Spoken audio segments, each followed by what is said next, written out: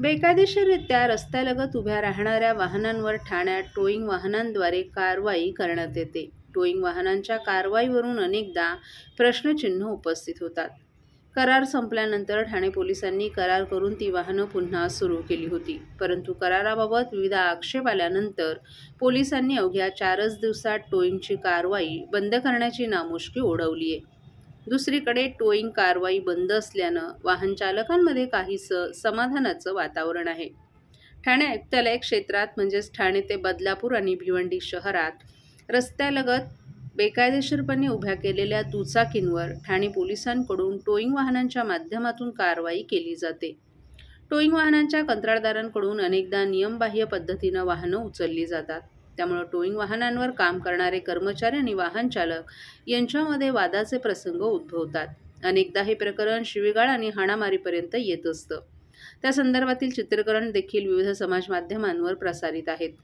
ठाणे आयुक्तालय क्षेत्रातील टोईंग व्हॅनचे करार दरवर्षी केले जातात. आयुक्तालय क्षेत्रात अशा पद्धतीनं सुमारे 30 टोईंग वाहनं धावत आहेत. या टोईंग वाहनांचा करार नोव्हेंबर महिन्यात संपुष्टात आला होता. त्यानंतर पोलिसांनी सुमारे महिनाभर त्यास मुदतवाढ दिली. या मुदतवाढीची तारीख उलटल्यानंतर ठाणे स्थित अजय जया यांनी टोईंग वाहनांद्वारे केली जाणारी कार्यपद्धती पारदर्शक नसल्याचा आरोप करत पोलीस आयुक्तांकडे तक्रार दाखल केली होती. टोईंग वाहनं बंद असल्यानं नागरिकांना कारवाईतून दिलासा मिळाला असला तरी 23 जानेवारीला पोलिसांनी पुन्हा नव्यानं कंत्राटी करार केलाय. त्यानंतर 30 जानेवारीला टोईंग वाहनं सुरू झाल्या. परंतु 4च दिवसात टोईंगची वाहतूक बंद करण्याची नामुष्की वाहतूक पोलिसांवर आली आहे. या कराराची कागदपत्र ठाणे पोलिसांनी संकेतस्थळावर समाविष्ट केली नव्हती. याविषयी पुन्हा जया यांनी आक्षेप घेतला. तसंच टोईंग वाहनांसाठी कोणतीही निविदा काढली गेली नाही असा आरोपही त्यांनी केलाय.